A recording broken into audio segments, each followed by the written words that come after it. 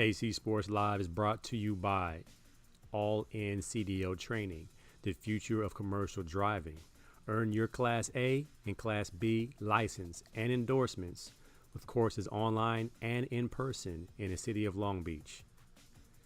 Call or visit the website 909-708-4861, www.allincdotraining.com. If you're unemployed, underemployed, or just want to change a career, scholarships are available, so don't worry about the cost. Give them a call. All In CDO Training, the future of commercial driving. AC Sports Live is also brought to you by Mood Swing Apparel, DEM Clothing. Dominate every matchup, period. Check them out, Mood Swing Apparel on Instagram. AC Sports Live is also brought to you by Cannon Nation Boxing. If you want to learn the sweet science of boxing, or if you just want to get a real good workout in, working out and training with pros, check out CannonNationBoxing.com and become the best version of yourself today. He ain't never slumber, never put him to the test. He be reigning king forever, resurrected after death. All praise to God, brother, say it with your chest. Say it with your chest, all praise to the one. Yes, sir.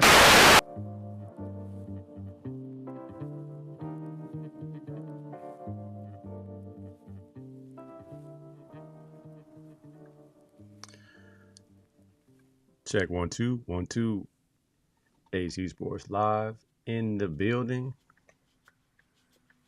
on another whirlwind Tuesday evening. The world of sports, football, family, and faith, as usual. Wow. In the cockpit, the nook, if you will, once again.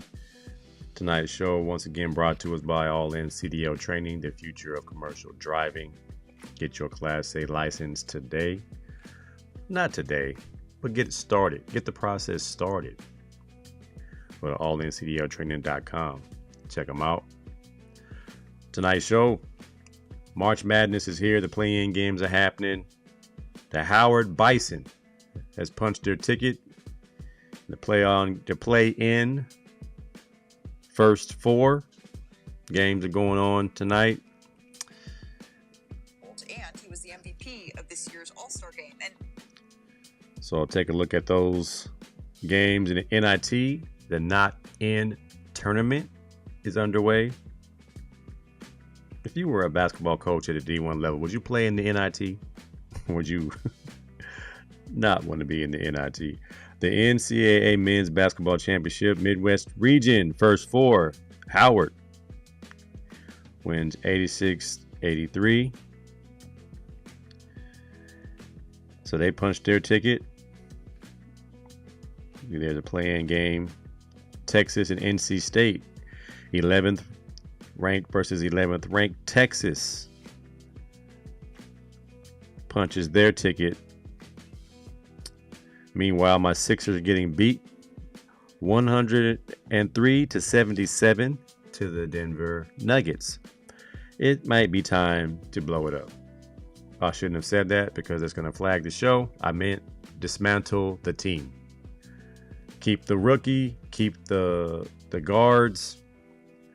Find somewhere for Embiid. He's never available. Never available is hurting the progress of the squad, if you ask me. So the men's bracket, let me go to my bracketology. Of course, I'm a homer. Oh, and just in, the 2026 World Baseball Classic. If this ain't poetic, I don't know if it's poetic justice, but the favorite USA team just lost to Venezuela 3-2 in the baseball classic, the World Baseball Classic.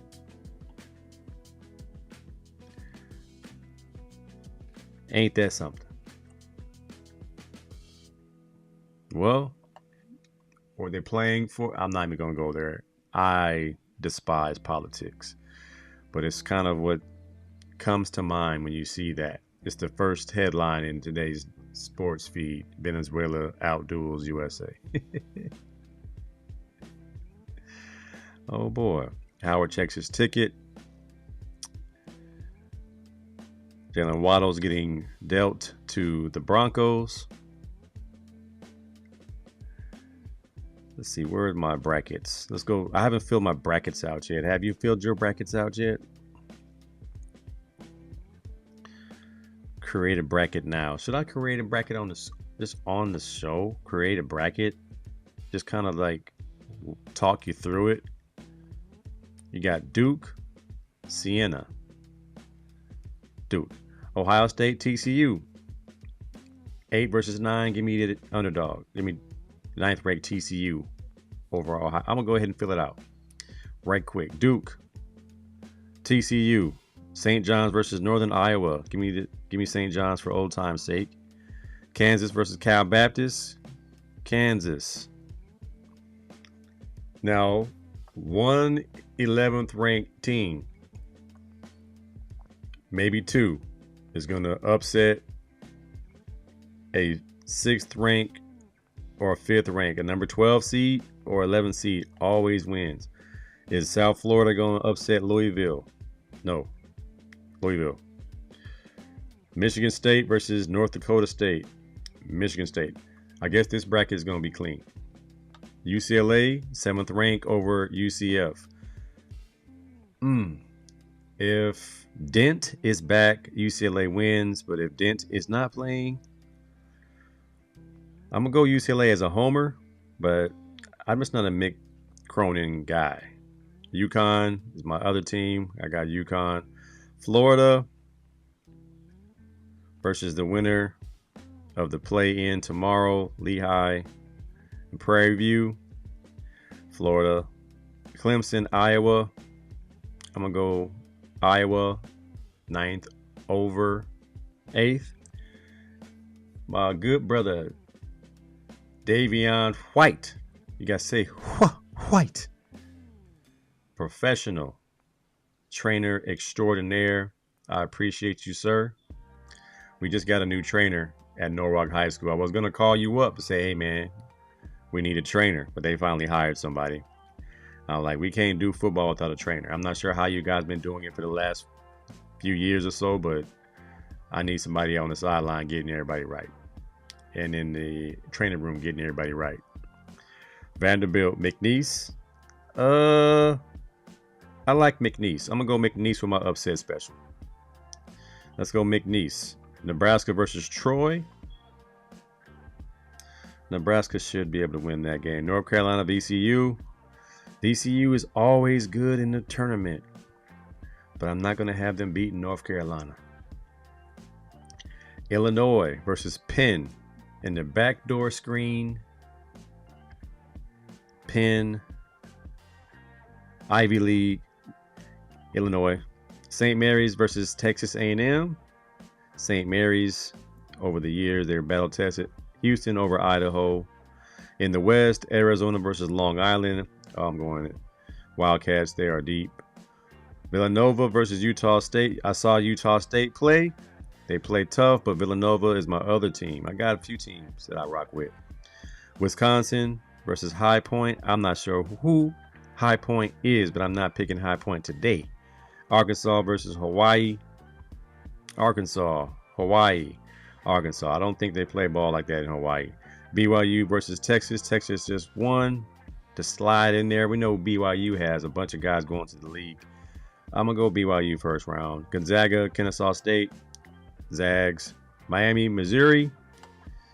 I'm going to go Missouri. I don't think they're serious about basketball in Miami right now. Purdue over Queens. Easy pick. Michigan versus the Bison at Howard. HBCU. Michigan. Easy. Easy work. Georgia versus St. Louis. St. Louis versus Georgia. I'm going to go upset special here. Give me number 9. St. Louis over Georgia.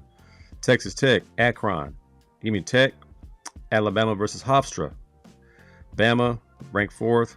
Tennessee, Miami of Ohio, or SMU. I don't know if the play-in winner is going to be Tennessee. Virginia versus Wright State, Virginia. Kentucky versus Santa Clara. I'm not sure who Kentucky has this year, but they're only ranked 7th. I'm going to go Santa Clara in the upset.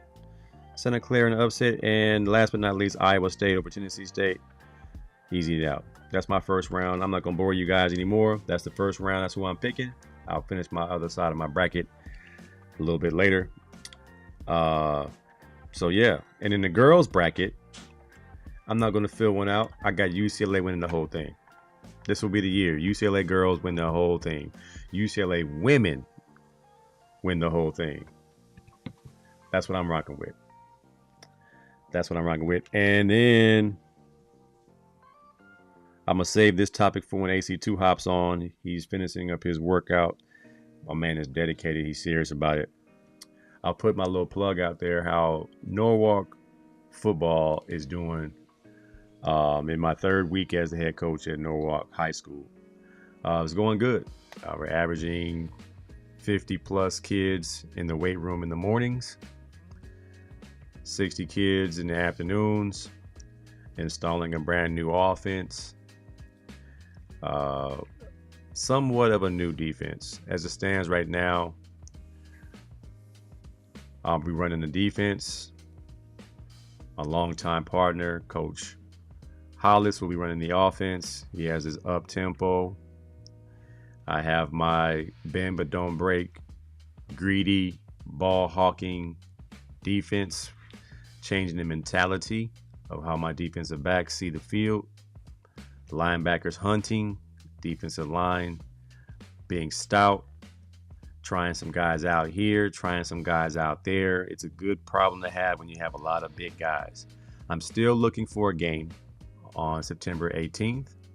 I put a couple fillers out there. We'll see what happens. I'm still looking for a few coaches. Need a couple assistants. I need an O-line coach, maybe a D-line coach. I think I have an edge rush coach on the way. But I have a ton of kids. So if you like to work with kids who are hungry and don't know anything, give me a holler.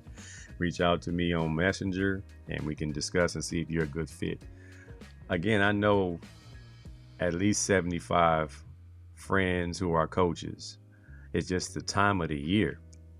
And the fact that we can't hire anybody full time, it's going to be a couple of dollars in a stipend. So that's kind of hard. And that's the big factor when you talk about private schools versus public schools. Can't hire with confidence because money talks and we don't have it. So my OG in here, Neil Macon, Senior, the 3rd, Esquire, saw an article. It was Mahmoud Rauf discussing his college days at LSU. And if you remember, he was Chris Jackson then.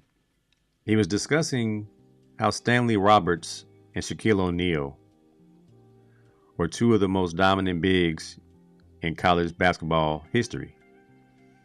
And we all know Shaq's career went off and became a Hall of Fame career. Where on the other hand, Stanley Roberts, not so much. But Mahmoud Rauf would tell you that Stanley Roberts used to cook Shaq in college. He was more skilled. He was somewhat more dominant. However, Mahmoud Rauf said Stanley Roberts would even tell you, I don't want it. And that's the frustrating part. So the topic is all of us who played, all of us who coached, all of us who just watched talent in our neighborhoods, in our community, at the rec center, at Silverado Park, Admiral Kidd Park on the west side of Long Beach. Vets Park, King Park. A lot of talent, man. I think we talked about this a few years back as far as the most talented athletes we've ever seen in person or actually competed against. For me, it was Jason Jones, or we call him Trouble, in Long Beach. All the great DBs that came through Long Beach Poly. Running backs, DBs. The argument, of course, Herman Ho Ching is still the most, I would say, most decorated two-way player from the high school standpoint as far as pound for pound best player I've ever seen. Herman Ho Ching, who recently died in a drowning incident. So God rest his soul. Herm was different, but I never played against Herm. I had to just watch him, but I played against Jason Jones. And that talent was just jumping off the page. It jumped off the screen. It jumped off the field. And it was just incredible. So when I saw the story of how Stanley Roberts at LSU could have been the next Hakeem Olajuwon, one of the most dominant bigs of all time, it reminded me of all the guys that I played with who did not fulfill potential. And that's what's brought me back to coaching. As I'm seeing a lot of youngsters lose their desire, lose their passion, their want to be excellent. And I'm not one that says kids need to play sports in order to be successful. I'm not saying that at all. But I am saying when you have an ability and you have skills and you have people pulling at you to be something and you decline, that's frustrating, man. Why not give something your all for the short time you got? I tell my kids every day in the weight room, Coach Jaso told me once, there's nothing like being 16 years old playing varsity football. And when you are no longer able to play, you now understand what that meant. And if you have a gift, you have a knack, you can just do something that other people can't do. I was just like, man, you got to do something with that. You got something, man. It's special. It's unique. It's something that was given to you by the ancestors. Go maximize that while you can. Because when you get old, like me, and it's not there anymore, I'm playing catch with my son. He threw the ball over my head. I couldn't jump and get the ball. I was on the ground. I was just on the ground. No hops. It's over with, man. Showtime's in the building. Looks like he has a new logo. It says snap with confidence. I will try to snap with confidence. Wasted potential is one of the saddest and worst things of all time. Man, there's so many, I won't say horror stories. There's so many stories of potential never reached.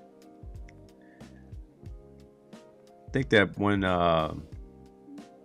is a mini doc on, I think it's a 30 for 30, Rand University, the neighborhood in which Randy Moss and Jason Williams came up, and all the guys who just hang out at the liquor store. All those guys were ballers. I want to upload a football game I have on disc. I have to find a way to get this transferred to an MP4, but it's the Insanes versus Crips football game, courtesy of my man Duke Gibbons. He was a videographer back in the late 80s, early 90s, and he videotaped a game between two rival gangs. And the football game was, no pads, just shorts, t-shirts, shorts, wets, jerseys, jerry curls. Some of the best talent you ever going to see. Wasted. And a lot of those guys are still around. And a lot of those guys have a bunch of good stories to tell about their athletic prowess and how they could have been, should have been. But just to kind of hear Mahmoud Rauf tell us how good Stanley Roberts was, and we have to just take his word for it, because we didn't see it. And it's funny how that works. We just saw Bam Adebayo score 83 points last week. In the very next game, he scored 20. And if you listen to the podcast where it was said that y'all don't know how good Bam is, I believe it was Michael Beasley, who's the number one one-on-one player in the world, according to him, saying the only person that ever beat me was Bam Adebayo. So he was already trying to tell us potentially who is the number one-on-one player in the NBA. He said Bam Adebayo. Nobody else can beat me one-on-one. Not KD, not Kyrie, not LeBron, not Wemby. Nobody can beat Michael Beasley one-on-one except Bam Adebayo. That was what the statement was. And we just saw him score 83. Yeah, he got some help. Free throws, 40 free throws does help. But the fact that his potential is still out the roof.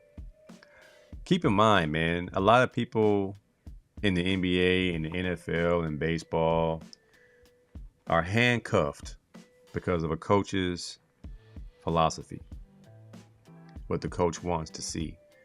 When we were coming up, if you shot 3-pointers, you better make them or you're sitting on the bench.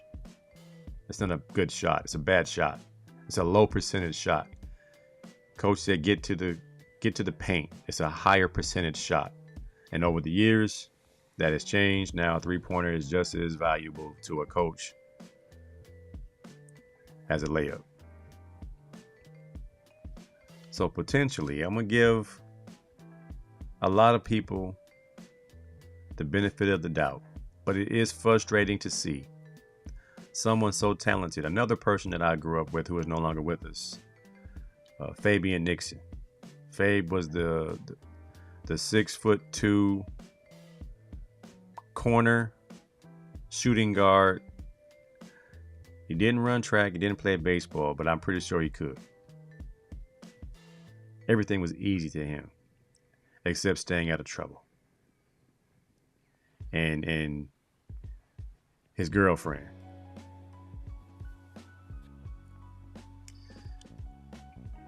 Sad, sad, sad. However, those of us who've been around the block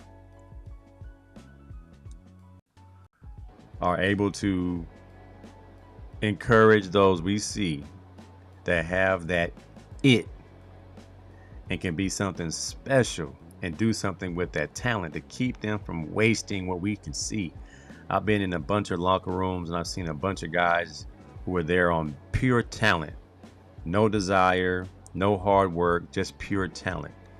And St. Brown podcast, the dad he's throwing out just magical nuggets when he just says certain things. And he just says recently that work beats talent every day of the week. And you couple that work with talent, you get something special.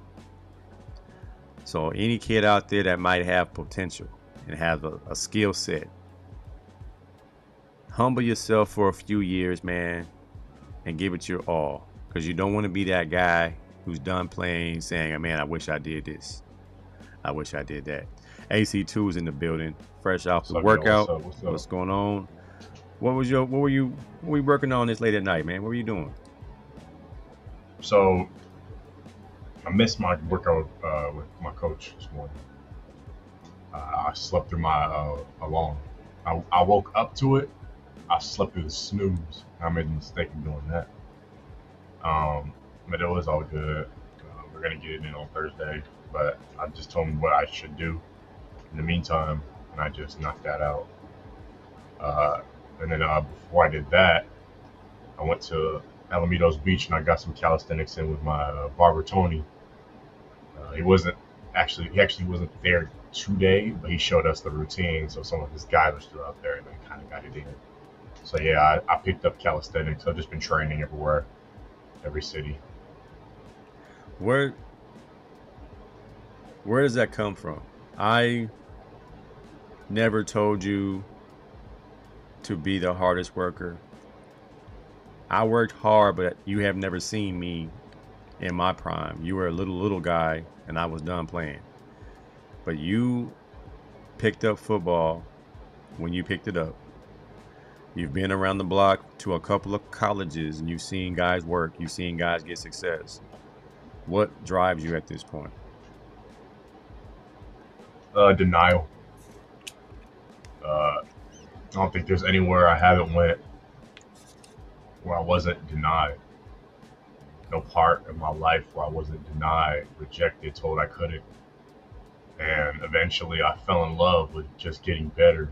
I fell in love with the process. Now I seek it. I used to dread it when it comes to doing a practice and doing all the repetition things that are all tedious and whatnot. But now I love it. Like, I need it because throughout my life I faced denial, and now I'm turning, instead of letting that denial bring me down, I'm turning it into fuel to push me forward.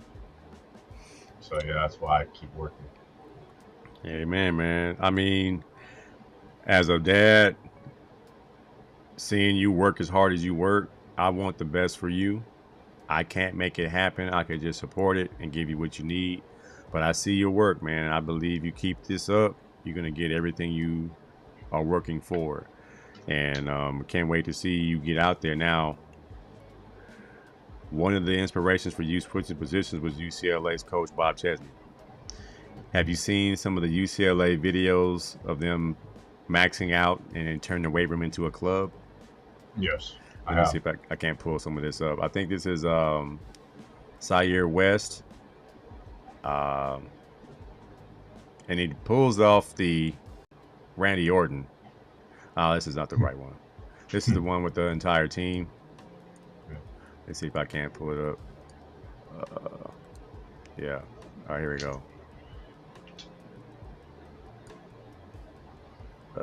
I don't hear it.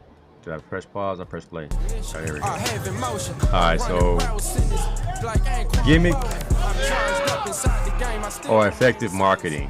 UCLA off-season workouts.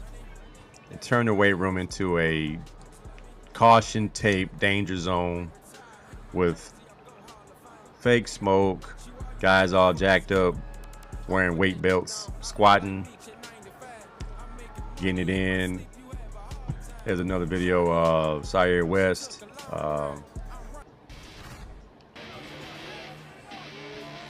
And he's gonna do the Randy Orton pose, and it's pretty cool, man. I can't even lie.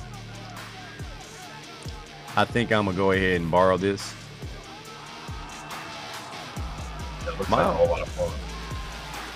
Hit the Randy Orton. That's the DN transfer from James Madison, but just that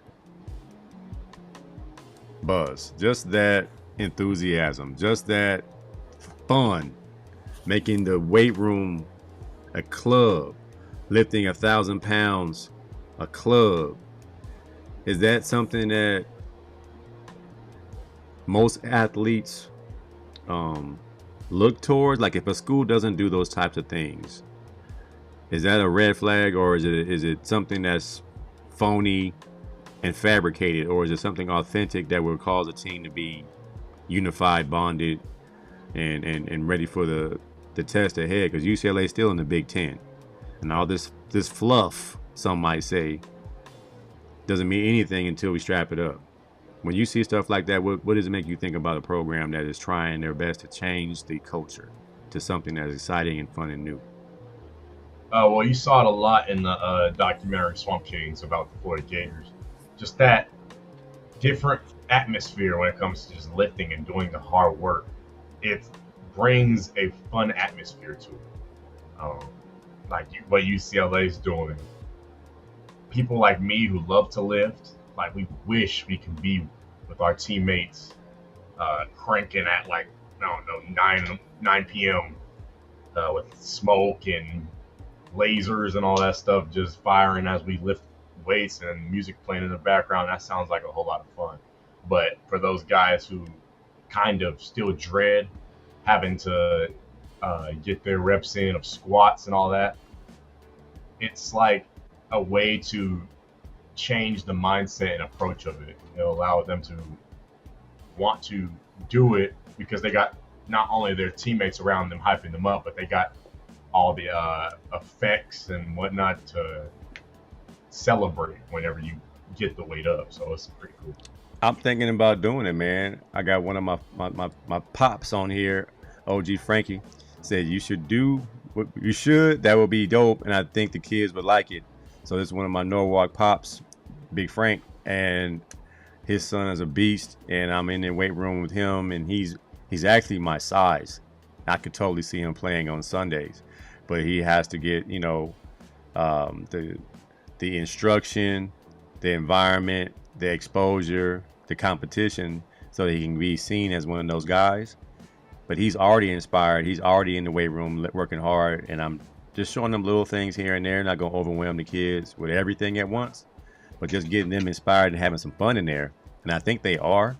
But I'm down. Put up the caution tape and bring some fog machines in there and get them kids going, and then get them in there maxing out. Of course, I'm still in the technique phase. I got to get these guys technique wise up to par before we do any maxing. So I did very, very lightweight maxing the first couple days. Not going to max squat because that will get back injuries, but I do need to get their technique. Today we did some power clinging, and their technique is not there yet. Can't put a ton of weight on them at bar if our technique's not right. It's dangerous. I'm one who got hurt one time in a weight room trying to be strong and not having my technique right. So I'm a firm believer in just learning first. But the environment of maxing and creating a club. We had a club at Long Beach Poly. I think it was a 500 club. If you could squat 300 and bench 200, something, you came to 500 club. Of course, you put on, 205 on the bench for us younger DBs or receivers. That was a lot back in the day. Now, you guys are repping 225 like it's nothing. And you're squatting 500 like it's nothing. It's a different day. And I saw a lot of guys with 6 plates on there, man. What is 6 plates? How much is that? Like 580 or something like that, or like 600. And he had some pocket change on the side too. 6 plates and some change, so 600 pound squat. It's like at least 600 pounds. My God, man, you ain't gonna play nobody that's 600 pounds. Frank said he got the fog machine. I got some fog machines at the church, so we gonna set it up. We gonna get it going. I couldn't get the scales to work this morning. I wanted to weigh the kids in, and Frankie's son was like, "We're not weighing in, coach." I'm like, "Man, these scales all dead. All the scales from the weight room for the wrestling team were dead." So I'm like, "Yo, does anything work around here?" They're trying to work around here. They won't let us be great. They won't let us be great. All right, so topic: if Jalen Hurts was on the Ravens, this is an opinion piece. If Jalen Hurts was on the Ravens, would he be a Super Bowl champion? And if he would be, how many would he have won? One, but yes. So is that a indictment on Lamar Jackson? Somebody said Lamar just doesn't have that it. And he's what, the 2-time MVP?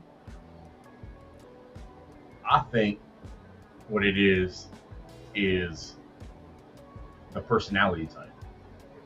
Both great quarterbacks, both great leaders. But Jalen Hurts can care less about an MVP. Jalen Hurts will tank his stats to win a game. And when it came down to, I believe it was the 2023 to 2024 Super Bowl. Yeah. 2024, when the 49ers and the Chiefs play each other.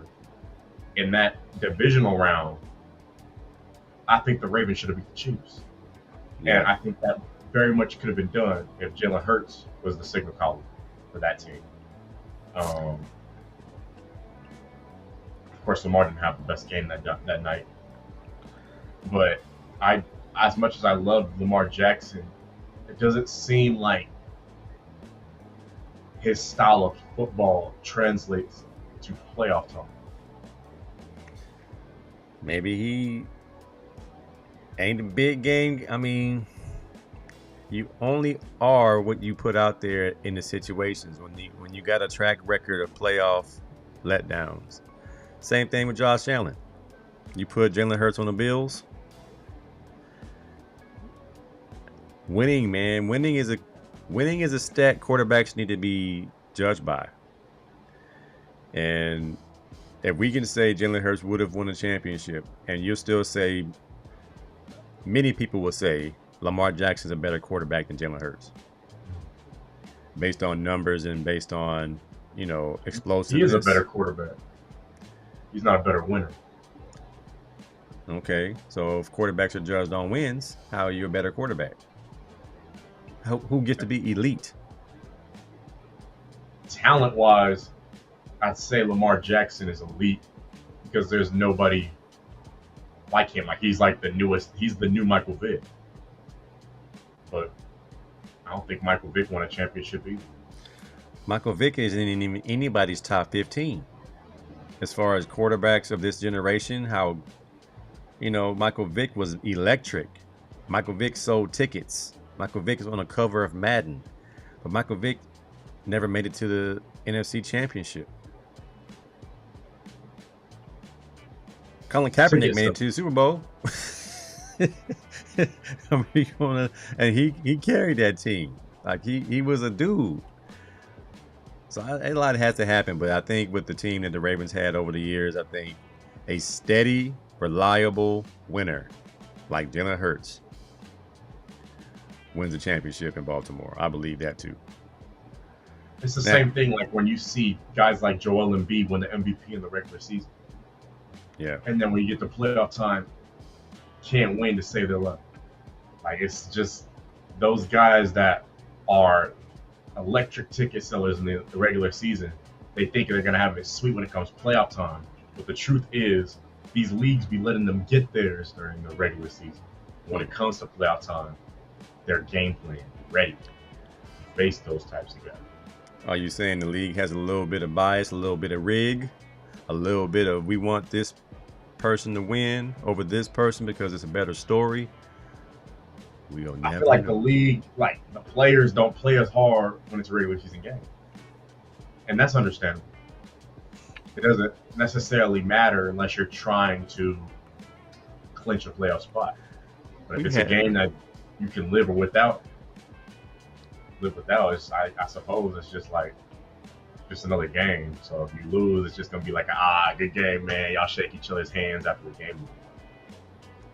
Man, this was a conversation we had during the pandemic. Me and Jimmy Mack on the 1585 show, we went back and forth for about 2 weeks about big games versus games, playoff games versus regular season games, and that guys don't play hard when it doesn't matter. And that's what's wrong with the NBA. Dudes don't compete every night. Dudes could care less. The Sixers getting beat by 40 right now. Bam dropped 83. Bam dropped 83. We ain't gonna forget about that. The next day he got 20. Back to normal. So you mean to tell me if somebody wants to score 70 points a night, they could? But they don't. So would Michael Jordan average 50 points a game in a time where nobody cares about competing? I think so. All right, so controversy hits again. Black quarterback being told to play something else. So quarterback from Arkansas destroys the combine, but is being asked, why does he have to stay at quarterback? Taylor Green of Arkansas, quarterback, NFL prospect. Too many NFL scouts want him to change to tight end or receiver. And Mr. Green believes it's because he's black and athletic. And he wants to beat the stigma, so he's going to stay at quarterback. So they question him, why is quarterback the only position you'll play? Why is it QB or nothing for you? He says, I mean, I'm not trying to make this like a whole race thing, but I feel like they definitely see my color and think I'm just going to run, or think I'm just a runner and really can't throw and process things. So I'm really, RG3, I'm pretty sure you've been through that, been through this process too. So I was just trying to beat the stigma and just put everything on notice. The 6'6", 227-pound quarterback set NFL combine records in both the vertical jump of a 43.5-inch vert and a broad jump of 11.2, while clocking a 4.36 40-yard dash. And he also had stat line. Let me see if I have a stat line. He actually played. He threw for 5,868 yards and 34 touchdowns, but he does have 20 picks and has a 60.5 completion percentage, and he rushed for 1,379 yards and 16 rushing touchdowns in 25 starts. So why would they ask him to play something else if it's not race? Do they ask athletic, mobile, white quarterbacks to change positions? Nah, and when they do, it doesn't work. Like you saw when Tim Tebow tried to revive his career and move to tight end, that didn't work. But it's like when you have generational talent like that, like those numbers are crazy. I'd keep him at quarterback and just see how that works. Like, and who's to say that he doesn't throw the ball? Maybe it was the system he was in college. It's just like with those types of measurables, you have to give him a look. No matter which position he wants to play, let him play that position, because those numbers will somehow translate to the field some way or another. Like, I think they should give him a shot before they start forcing receiver or tight end. Well, do you think the I don't want to say he's a bust, but Anthony Richardson from the Colts, who did not have the best rookie season, and he was a freak at the combine, and he's just going to turn into a Taysom Hill type gimmick gadget guy? Is that just a mode now? This kid is 6'6", like he's a big dude. He's almost too big to play anything but tight end if he changes positions. Yeah, but he's not the thickest. You see, he's 6'6", 227. He's tall. So he's a tall, lean quarterback.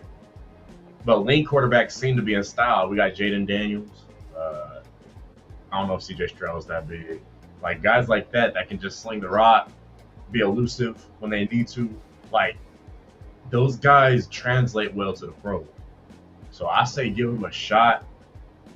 Yeah, that's all I got to say about that situation. If it's not race, then what is it?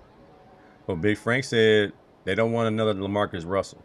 So I'm not sure if you were even into football when LaMarcus Russell came out of LSU. But I believe he threw the football 80 yards. Like he was just throwing the ball the entire length of the field. And they took a chance on him, and he was a big bust.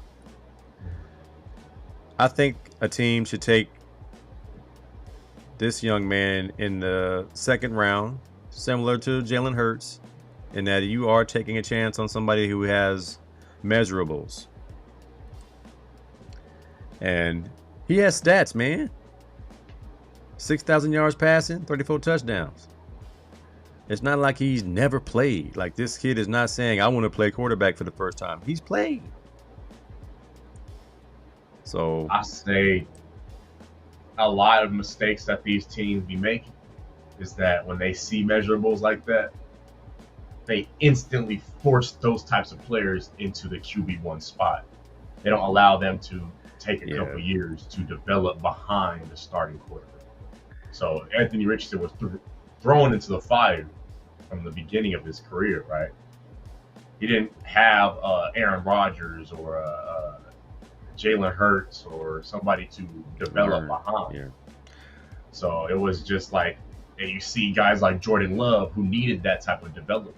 So it's like, I say for a guy like him, don't give up on his ability to play the quarterback position.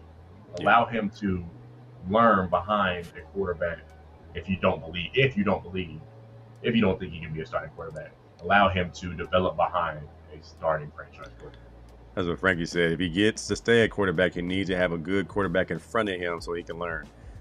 That's what most quarterbacks have. Look at all the greats who got thrown into the fire and they had to figure it out.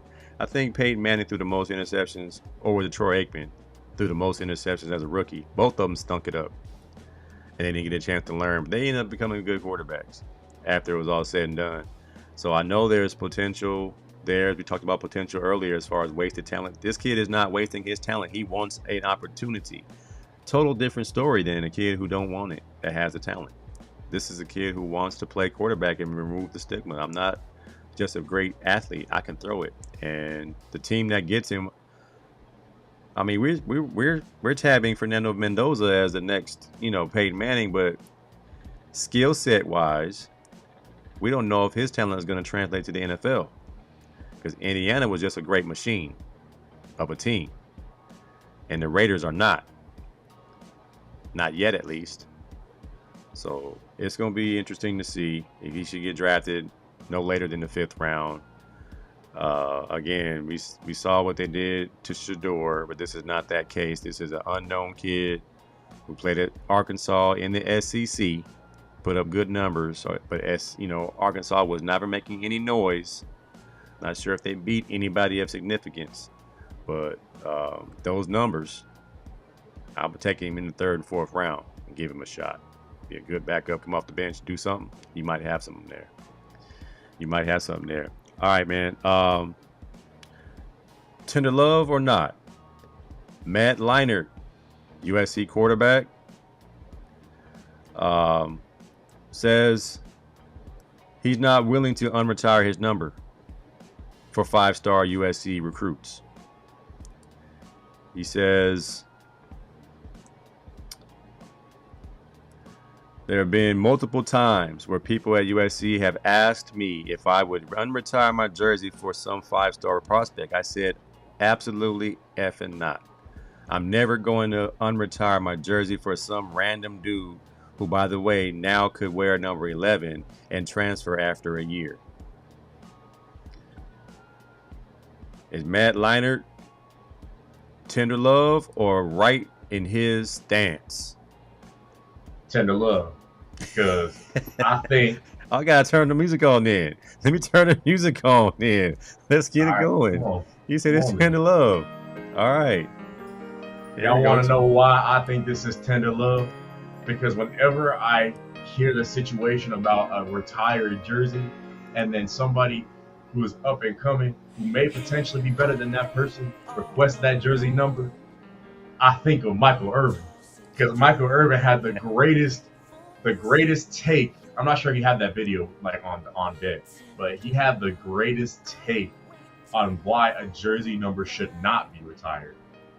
It was like, he said, every time they drop a ball, the fans thinking Michael Irvin would have never dropped that. It's like you want the best player of a team to want to wear your jersey. Right. Retiring a jersey does not give you that ability or satisfaction. Like, now number 88 is an iconic number for the Dallas Cowboys. Like, keep that going. Like, allow the best player on every team to wear that number. That's why I don't think Penn State should ever retire the number 11, no matter how many Michael Parsons they develop. Like, just keep allowing that number to continue, because legacy is legacy, and your legacy ends once you retire. And I don't think our memory of Matt Leinart is all that great. Like, yeah, you won the Heisman, but that was a loaded team. You weren't even not the best player on that team. That was Reggie Bush's team. And then you look across the formation at USC practice, number 55, the late, great Junior Seau, the great Willie McGinnis, the great Chris Claiborne. Every great USC linebacker wears number 55. Yep. So it's the same idea you just mentioned. It's a great take, by the way. You want that number to be worn by the best player. Number 11 at USC will forever be Matt Leinart's. And nobody even remembers any of his plays except the tush push, which was illegal in college football when they pushed Matt Leinart into the end zone versus Notre Dame. But you want to... I get it, but at the same time, I think Michael Irvin opened up a can of thought. Wouldn't you want people to remember you? He's like, not these dudes that are going to transfer. Now, I get that part too. A dude that's not even going to stay. Now, let's make it worth your while. If I do unretire my jersey, you sign a contract, you do not transfer until you graduate or go pro. No one and dones. That's a high risk, high reward type of situation. I ain't gonna lie. I've seen it done before where guys were like, we're trying to get this recruit. Do you think that we can, and that player is like, you know, if he's going to go and represent, I don't have a problem with him wearing that number. But this case right here, Matt Leinart believing he is above the 55. I'll tell you what, if he let somebody like Caleb Williams wear his jersey number, they probably forget about him. So I get it. That's probably why he doesn't want them to retire. They forget about him. It's crazy. Yeah, that's probably why they don't want. He doesn't want to unretire it, because he feels like with what he did, it can be surpassed. Okay, so is Troy Aikman's number 8 retired? I believe so. Nico has wearing number 9. Can't wear 8. So Nico, being the highest quarterback prospect since Josh Rosen at UCLA, is not wearing number 8. And I'm sure he asked, could he wear it? But say no go. And at this point, Nico still has to earn the right to say he's better than Troy Aikman. Still yet to be seen, but we know Nico has the talent. Again, that word potential has been thrown around a lot as of late. Last story, man, is a feel-good story, man. The movie Sinners brought home 4 Academy Awards. Ryan Coogler played at Sacramento State. From the gridiron to the Oscars.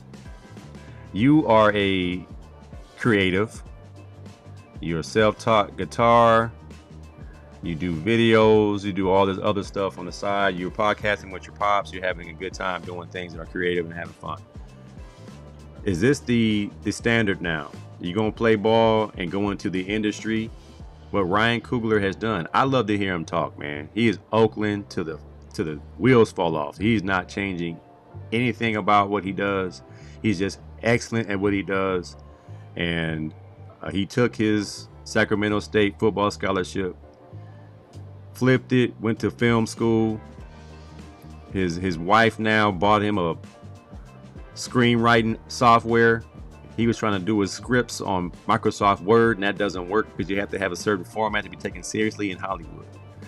From the gridiron to the red carpet, man. For a creative like yourself, what do you think when you see stuff like this? I think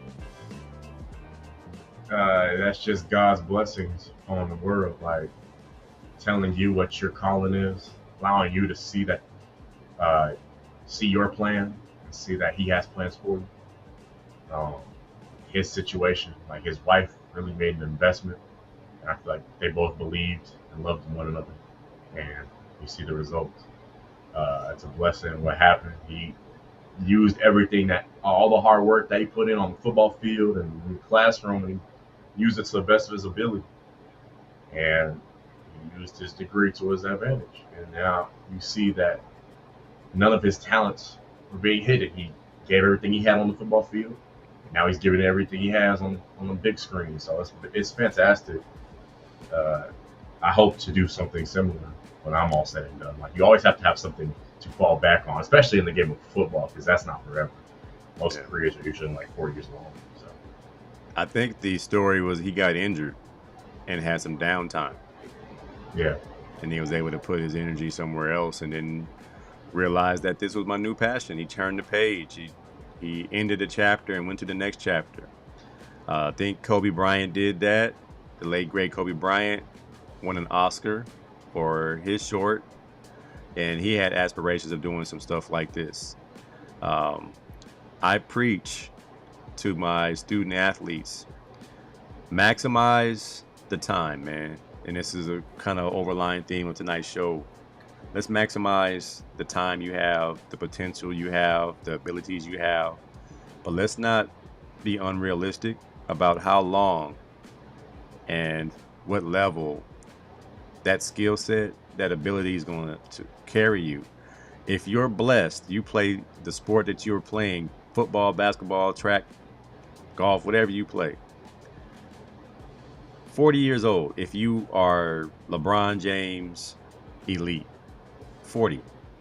If you're a regular dude like myself, 30. You'll play your sport till you're 30. When you're 22, coming out of college, you go pro, you play 8 years if you're blessed. I only played a year and a half in the NFL. Injuries took away my opportunities. My body started breaking down. I played a couple more years in the AFL and NFL Europe. And then things just started breaking down as far as knees, arms, shoulders, toes, headaches, concussions. Things happen in sports, and everything has to work in unison and work as far as your team that picks you up, the scheme that you're now in, your skill set as it matches someone else's ideas for what the team wants to do. All those things have to line up perfectly. So you must believe that this sport is what I do. It is not who I am.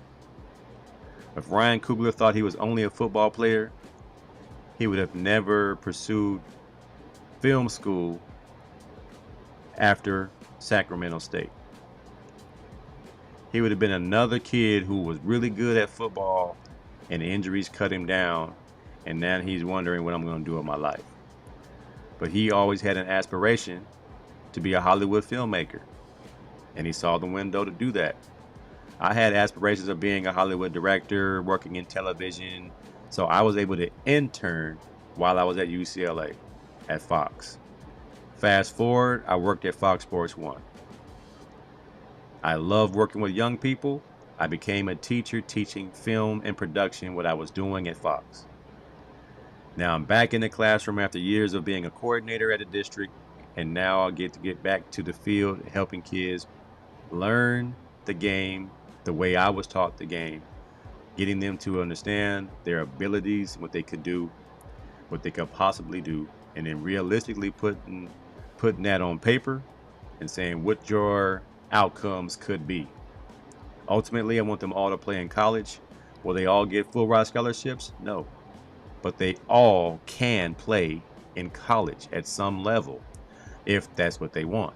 However, if it's not the only thing that you can be, that's even better, because you're just using football as a way to learn, find some type of work ethic, not being afraid of hard work and teamwork and bonding and learning all the things you need to learn, being on time, being a man of your word, learning the assignments. All those things come into play. So tonight's show, based on potential, maximize it, man. See how far it can go. And if it maxes out, what's next? What's next? Any final words, AC2? Give all you got and everything you do. That's it. Yeah, that's simple. Simple as that. And then when it's time to pivot, put your foot in the ground and go another direction, man. With all you got. D-Mac Fry in the house.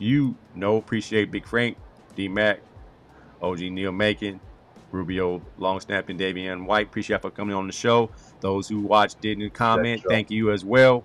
Hey, we're always here every Tuesday night, 9 p.m. Facebook, YouTube, Twitch. Our shorts, our clips will be on all social media platforms. So when you see us, like us, comment. Appreciate you, man. Once again, show brought to us by All In CDL Training, the future of commercial driving. Get your CDL license. Get on the road. All right, man. We're gonna get out of here. Till next week. Peace out. Blessings. We out.